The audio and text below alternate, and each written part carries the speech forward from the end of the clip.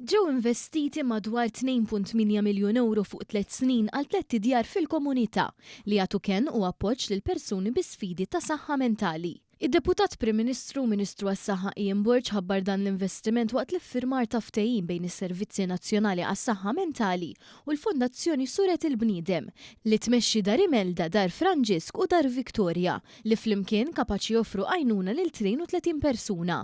Il-ftehim qed isaħħaħ il-kollaborazzjoni bejn il-Gvern u l-għaqda mhux governattiva biex tkompli tiegħeb is-servizzi tagħha u tgħin lil aktar persuni li jkollhom bżonn kura mentali waqt li jibqgħu jgħixu fil-komunità b'dinjità u ħarsien sħiħ. Id-Deputat Prim Ministru spjega kif din il-ħidma konġunta tixħed l-importanza tal-kollaborazzjoni bejn il-Gvern, is-settur privat, il-komunitajiet u l-qdiet mhux governattivi għat-titjib ta' servizzi tas-saħħa mentali f'Malta u Għawdex.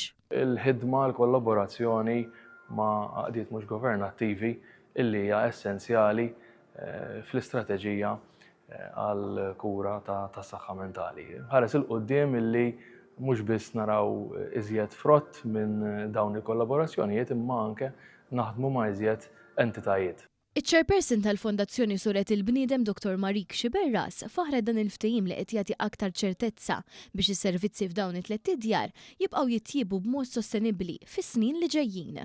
Ħankunu qegħdin inkomplu ħidma li bdejna fl-2009, ħidma illi tiskura illi nies bi problemi ta' saħħa mentali jkunu jistgħu jgħixu b'dinjità u b'ħafna tama l-futur aħjar.